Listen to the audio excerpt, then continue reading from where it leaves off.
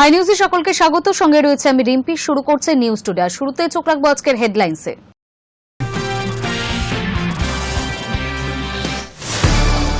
SFI Kolkata জেলা সভাপতি বর্ণনা মুখোপাধ্যায়কে তলব পুলিশের। 24 ঘন্টার মধ্যেই হাজিরা নির্দেশ। অন ডিউটি পুলিশ অফিসারকে চড় মারার অভিযোগ।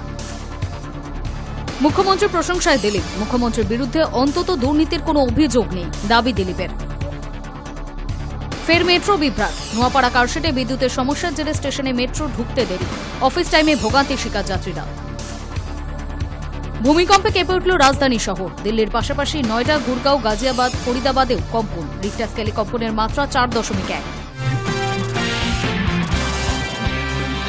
রাজস্থানে চুরুতে বুধবার ভেঙে পড়া বায়ুসেনার জাগুয়ার যুদ্ধবিমানে ছিলেন 2 পাইলট। দুর্ঘটনায় 2 জনের মৃত্যু হয়েছে। সেই দুর্ঘটনার একদিন পর এবার প্রকাশ্যে এলো তাদের পরিচয়। বায়ুসেনার তরফে জানানো হয়েছে নিহত 2 পাইলটের নাম লোকেন্দ্র সিং সিন্ধু এবং ঋষি রাজ সিং। বছর 44-এর অভিজ্ঞ স্কোয়াড্রন লিডার লোকেন্দ্র হরিয়ানার রোহেতকের বাসিন্দা। তিনিই বিমানটি চালাচ্ছিলেন। সহ পাইলট হিসেবে ছিলেন বায়ুসেনার তরুণ লেফটেন্যান্ট ঋষি। 23 বছরের ঋষি রাজস্থানেরই পালির বাসিন্দা।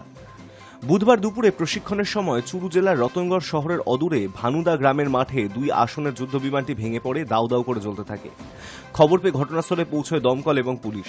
উদ্ধার কাজে হাত লাগান স্থানীয়রাও। যদিও ঘটনাস্থলেই মৃত্যু হয় বিমানে থাকা 2 পাইলটের, তবে দুর্ঘটনায় কোনো সাধারণ নাগরিকের মৃত্যু হয়নি বলেই বায়ুসেনা সূত্রে খবর। বাহিনীর তরফে মৃতদের পরিবারের পাশে থাকার বার্তা দেওয়া হয়েছে। দুর্ঘটনার কারণ খতিয়ে দেখতে একটি কোর্ট অফ এনকোয়ারি গঠন করা হবে বলেও জানানো হয়েছে। উল্লেখ্য, এই নিয়ে চলতি বছরেই জাগুয়ার যুদ্ধবিমান ভেঙে পড়ার তৃতীয় ঘটনা ঘটল। গত মার্চ মাসে হরিয়ানার পঞ্চকুলায় ভেঙে পড়েছিল জাগুয়ার যুদ্ধবিমান। প্রশিক্ষণের সময় দুর্ঘটনাটি ঘটেছিল, তবে ওই বিমানের পাইলট কোনো মতে নিরাপদে বেরিয়ে আসতে পেরেছিলেন। এরপর এপ্রিলে গুজরাতের জামনগর থেকে প্রায় 12 কিলোমিটার দূরে সুয়ারদার গ্রামের মাঠে ভেঙে পড়ে 2 আসন বিশিষ্ট একটি জাগুয়ার। ওই দুর্ঘটনায় মৃত্যু হয়েছিল বিমানের পাইলট সিদ্ধার্থ যাদবের। সেই সঙ্গে মাস তিনেকের মাথায় ফের ভেঙে পড়ল আরও একটি জাগুয়ার। High News network.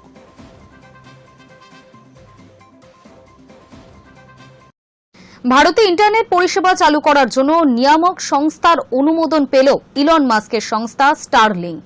কৃত্রিম উপগ্রহ ভিত্তিক ইন্টারনেট পরিষেবা দেয় মাস্কের এই সংস্থা। ভারতের জাতীয় মহাকাশ নিয়ামক সংস্থা Indian national space authorisation and promotion centre এর ছাড়পত্র পেয়ে গিয়েছে স্টারলিংক। তবে পরিষেবা চালু করার জন্য সরকারি দফতরের ছাড়পত্র এবং অনুমোদনের প্রয়োজন হবে। ভারতে ইন্টারনেট পরিষেবা চালু করার জন্য নিয়ামক সংস্থার অনুমোদন পেল ইলন মাস্কের সংস্থা স্টারলিংক। 8 জুলাই থেকে 5 বছরের এই ছাড়পত্র দেওয়া হয়েছে। ভারতের নিয়ামক সংস্থা জানিয়েছে স্টারলিংক জেন 1 ব্যবহার করে ইন্টারনেট পরিষেবা দিতে পারবে মাস্কের সংস্থা। তবে 5 বছরের আগে স্টারলিংক জেন 1 বন্ধ হয়ে গেলে ছাড়পত্র ও মেয়াদ তখনই ফুরিয়ে যাবে। স্টারলিংক জেন 1 হল পৃথিবী পৃষ্ঠের কাছাকাছি কক্ষপথে ঘুরতে থাকা অনেকগুলি কৃত্রিম উপগ্রহের সমষ্টি। সংবাদ সংস্থা পিটিআই অনুসারে এর মধ্যে 4408টি কৃত্রিম উপগ্রহ রয়েছে। সবগুলি পৃথিবী থেকে 540 থেকে 570 কিলোমিটার দূরত্বের মধ্যে। এগুলির মাধ্যমে ভারতে 600 জিবি প্রতি সেকেন্ড গতিতে ইন্টারনেট পরিষেবা দেওয়া যেতে পারে। স্টারলিংকের ওয়েবসাইটের তথ্য বলছে লো আর্থ অরবিটে অবস্থিত ছোট ছোট স্যাটেলাইটের মাধ্যমে ইন্টারনেট পরিষেবা দিতে থাকে এই সংস্থা। পৃথিবী পৃষ্ঠের থেকে 160 থেকে 2000 কিলোমিটার উচ্চতার মধ্যে কক্ষপথগুলিকে লো আর্থ অরবিট বলা হয়ে থাকে। নিচু অবস্থানের কারণে এই স্যাটেলাইট থেকে প্রত্যন্ত অঞ্চলেও ইন্টারনেট পৌঁছে দেওয়া যায়। 2022 সাল থেকে ভারতীয় বাজারে বাণিজ্যিকভাবে ইন্টারনেট পরিষেবা চালু করার চেষ্টা চালিয়ে যাচ্ছে মাস্কের সংস্থা। জিও স্যাটেলাইট কমিউনিকেশনস এবং ইউটেলস্যাট ওয়ানওয়েব এই 2 সংস্থা আগেই কৃত্রিম উপগ্রহ ভিত্তিক ইন্টারনেট পরিষেবা ব্যবহারের ছাড়পত্র পেয়েছে। এবার স্টারলিংককেও ছাড়পত্র দিল ভারতের মহাকাশ নিয়ামক সংস্থা। সম্প্রতি রিলায়েন্সের জিও এবং ভারতী এয়ারটেলের সঙ্গে একটি চুক্তিও করেছে স্টারলিংক। তবে ইন্টারনেট পরিষেবা চালুর জন্য স্পেকট্রাম পেতে এখনও অপেক্ষা করতে হবে মাস্কের সংস্থাকে। সূত্রের খবর, এ ধরনের ক্ষেত্রে যোগাযোগ মন্ত্রক, প্রতিরক্ষা মন্ত্রক সহ বিভিন্ন সরকারি দপ্তরের ছাড়পত্রের প্রয়োজন। সেই ছাড়পত্র পাওয়ার পরেই ভারতে পরিষেবা চালু করতে পারবে তারা। মাস্কের সংস্থা স্পেসএক্সই স্টারলিংক পরিষেবা দেয় বিশ্বজুড়ে। এই পরিষেবায় দ্রুতগতির ইন্টারনেট পৌঁছে দেওয়ার লক্ষ্যে স্যাটেলাইট সংযোগ ব্যবহার করে থাকে।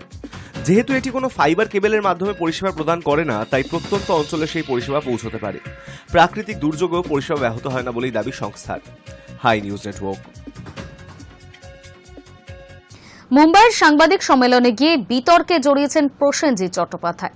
মালিক ছবির সাংবাদিক সম্মেলনে কলকাতার এক সাংবাদিক প্রসেনজিৎকে প্রশ্ন করেছিলেন বাংলায়। সঙ্গে সঙ্গে তিনি পাল্টা প্রশ্ন তোলেন, এখানে বাংলা কথা বলার কি প্রয়োজন? আর তারপর থেকেই কটাক্ষ ধেয়ে আসতে থাকে তার দিকে। অবশেষে সেই বিতর্কে নীরবতা ভাঙলেন প্রসেনজিৎ। সমাজ মাধ্যমে দীর্ঘ পোস্টে তিনি স্পষ্ট জানালেন তার বক্তব্য। মুম্বাইয়ের সাংবাদিক সম্মেলনে গিয়ে বিতর্কে জড়িয়েছিলেন প্রসেনজিৎ চট্টোপাধ্যায়। মালিক ছবির সাংবাদিক সম্মেলনে কলকাতার এক সাংবাদিক প্রসেনজিৎকে বাংলায় প্রশ্ন করেছিলেন। সঙ্গে সঙ্গেই তিনি পাল্টা প্রশ্ন তোলেন, এখানে বাংলায় কথা বলার কি প্রয়োজন? আর তারপর থেকেই কটাক্ষ ধেয়ে আসতে থাকে তার দিকে। অবশেষে সেই বিতর্কে নীরবতা ভাঙলেন প্রসেনজিৎ। সমাজ মাধ্যমে দীর্ঘ পোস্টে তিনি জানালেন, সাংবাদিক সম্মেলনে যারা উপস্থিত ছিলেন তাদের বেশিরভাগ মানুষই বাংলা বোঝেন না, তাই তার এই মন্তব্য। সমাজ মাধ্যমে তিনি লিখেছেন, কিছুদিন হলো আমার একটা কথা বলা ভালো একটা বাক্য সমাজ মাধ্যমে ছড়িয়ে পড়েছে। আমি 42 বছর মূলত বাংলায় কাজ করেছি। ওই স্বীকারোক্তিতে অভিনেতা দাবি করেছেন, সেদিন সাংবাদিক সম্মেলনে উপস্থিত চিত্র পরিচালক, শিল্পী বা অন্যান্যরা সকলেই প্রথম থেকে ইংরাজিতে কথা বলছিলেন। এর মধ্যেই কলকাতার এক সাংবাদিক তাকে বাংলায় প্রশ্ন করেন। সেই মুহূর্তে তার মনে হয়েছিল বাংলায় উত্তর দিলে হয়তো অনেকে সঠিক মানে বুঝতে পারবেন না, তাই তিনি ওই কথা বলেছিলেন। উক্ত সাংবাদিক সম্পর্কেও লিখেছেন প্রসেনজিৎ। তিনি স্পষ্ট লেখেন, বাংলার একজন সাংবাদিক আমায় বাংলায় প্রশ্ন করেন। তিনি আমার দীর্ঘদিনের পরিচিত স্নেহের পাত্রে।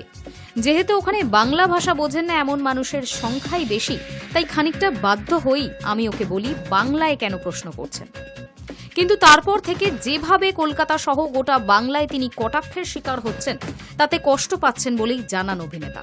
তিনি লিখেছেন, অনেকেই এই কথার আক্ষরিক সূত্রে হয়তো আঘাত পেয়েছেন। কষ্ট আমিও পেয়েছি, এখনো পাচ্ছি। কারণ ওই কথার এমন প্রতিক্রিয়া হতে পারে ভাবতেই পারিনি। হয়তো কয়েকটা ইংরাজি শব্দ ব্যবহার করে আমার বলা কথার উদ্দেশ্যটা আমি বোঝাতে পারিনি। আমার ধারণা সেখান থেকেই ভুল বোঝাবুঝি হয়েছে। কারণ নিজেদের মাতৃভাষাকে অসম্মান করার কথা আমি দুঃস্বপ্নেও ভাবতে পারি না।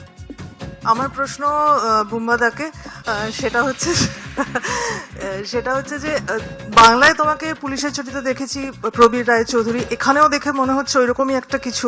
তো Why do you need to talk in Bengali? আমি বাংলায় কথা বলছি।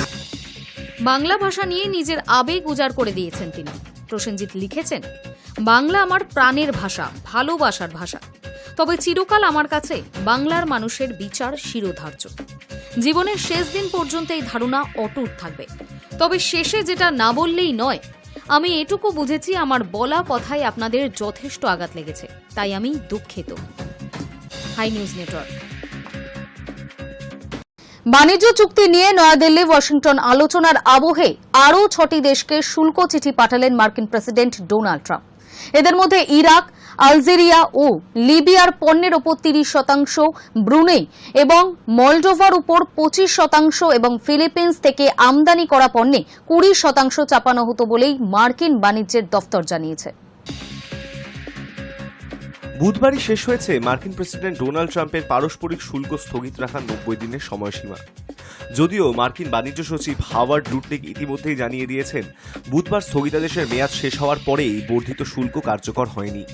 তিনি বলেছেন, নতুন হারে শুল্ক 1 আগস্ট থেকে কার্যকর হবে। তবে প্রেসিডেন্ট ট্রাম্প এখন থেকেই শুল্ক হার এবং চুক্তি চূড়ান্ত করবেন। সেই প্রক্রিয়া মেনেই বিভিন্ন দেশে পর্যায়ক্রমে শুল্কের হার জানিয়ে চিঠি পাঠাচ্ছেন ট্রাম্প। এপ্রিলে তিনি সব দেশের পণ্যের ওপর 10% শুল্ক বসানোর ঘোষণা করেছিলেন।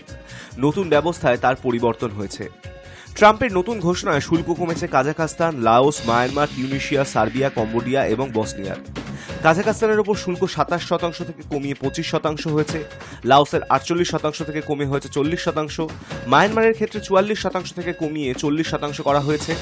এই রকমইভাবে তিউনিশিয়ার 28% থেকে কমে হয়েছে 25%, সার্বিয়া 37% থেকে কমে 32%, কম্বোডিয়ায় 49% থেকে কমে 36% এবং বসনিয়ার 35% থেকে কমে 30% হয়েছে।